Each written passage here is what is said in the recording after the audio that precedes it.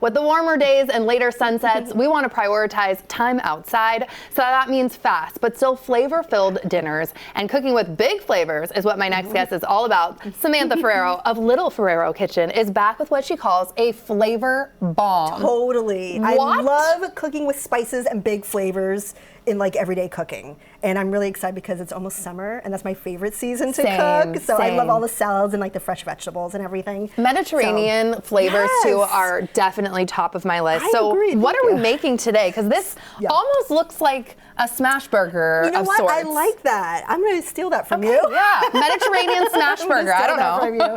So we are making something called arrayas, and they're Lebanese stuffed pitas. So kind of think of it as a Middle Eastern hamburger in a pita bread. And it's a little different than cooking. Normally we would cook a hamburger and then we would layer it in the bread. Here we're putting the mixture inside the pita and then searing it on a stovetop, on the grill. You can do it in the oven. And it's just like a little handheld little pocket hamburger. Delicious. With so much flavor. You can walk around with it too, which is what I also always like in the summer. Like I don't want to sit down. I'm out. I'm enjoying life and the like weather. You're outside with your friends and you don't want to be like hovering over the grill the whole time, so you can kind of like walk around. I totally agree with you. Okay, how do we get going? Because this pan is already warm, so we're right? heating up our pan. If you have a grill at home, you can totally use that. So we're starting off with some ground beef. You can do ground chicken, ground lamb, a mixture of beef and lamb, whatever you want. And over here, we're starting the flavors with some fresh vegetables and herbs. So I already did the homework at home, and this is some pulsed up onion, garlic, and parsley. You can do coriander, cilantro. You can do so maybe in a food processor because you like it really thinly chopped. I do because I don't want any big pieces of vegetable when I bite into this hamburger, if you will, and I want it nice and fine. So that's the first layer of flavor. And now this is my favorite way of cooking. Ooh, that's nice and hot.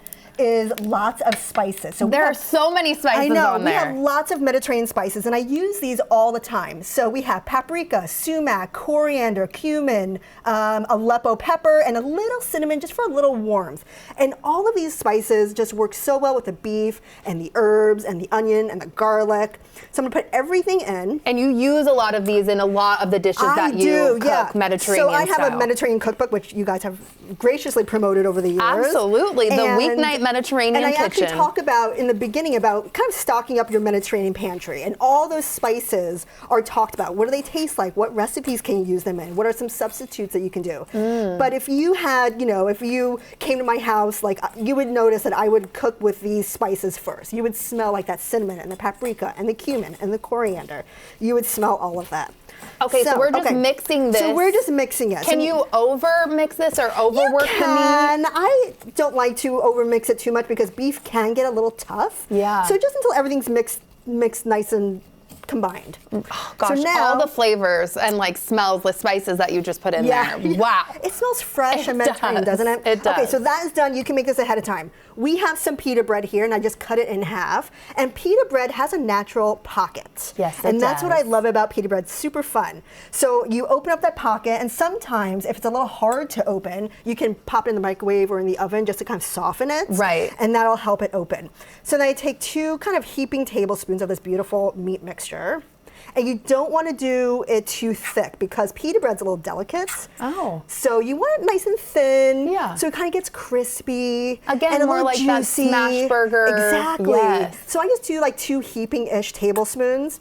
And then I kind of just like do a little swoosh, and then just right in that beautiful hot pan. Ooh. And you're going to get a nice golden color on both sides. How do you know when it's cooked too with the meat? So, depending how you like your meat, I like it medium-ish. Yeah. So I just wait till it has like a beautiful golden color.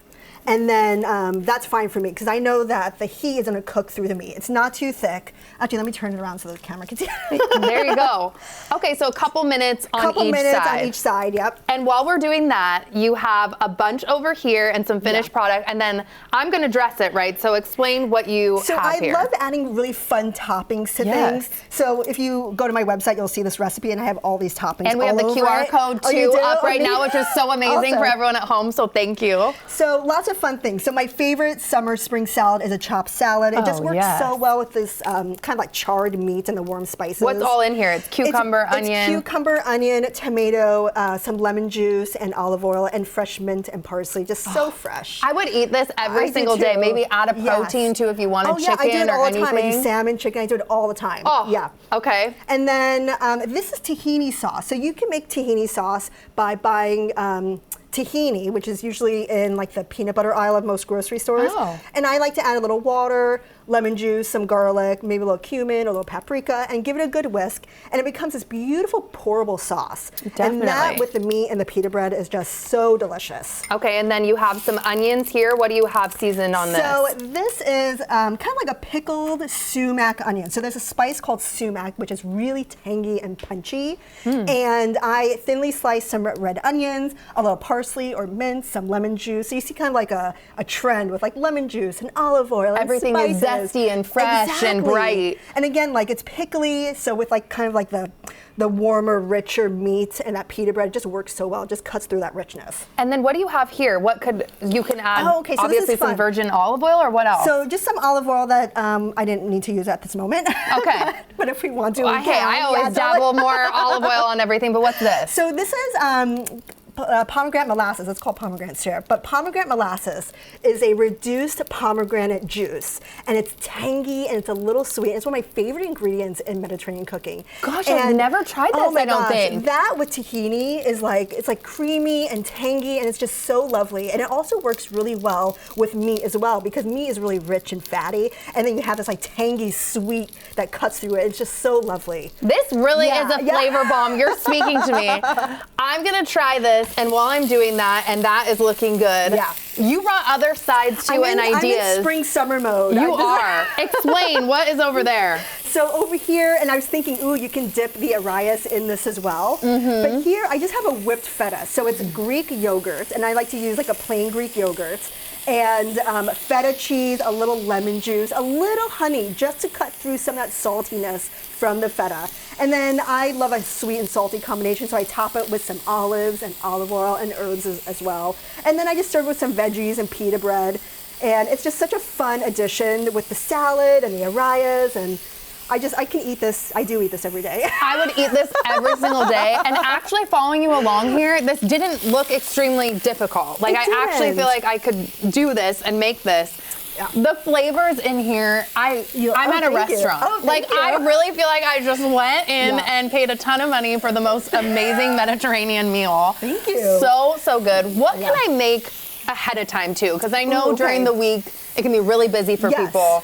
Well, it's a good thing I'm on the show because I made everything ahead of time. Really? Okay, so you know. So the meat mixture you can definitely make ahead of time. Actually, it would be better a day ahead. To let it kind of marinate? Absolutely. And then maybe when you're ready to serve and you're having fun with your friends outside, give it a grill, give it a sear, and then you're good to go. I also made these yesterday, so you can fill them, cook them, and then just heat them in the oven. Look at that beautiful sear. That's like so good. It's so good. Right before you're ready to serve, and they're good as new. And then you can make the whipped feta ahead of time as well. That also is really good right before, like a day before you serve it. Chopped salad, just don't salt it. Okay. And you're good. You can make everything ahead of time. You're the best. Thank you so much. Everyone can find you online, of course, and follow you along for all the recipes and also get your cookbook. Thank you. Thank you, Samantha, for being here.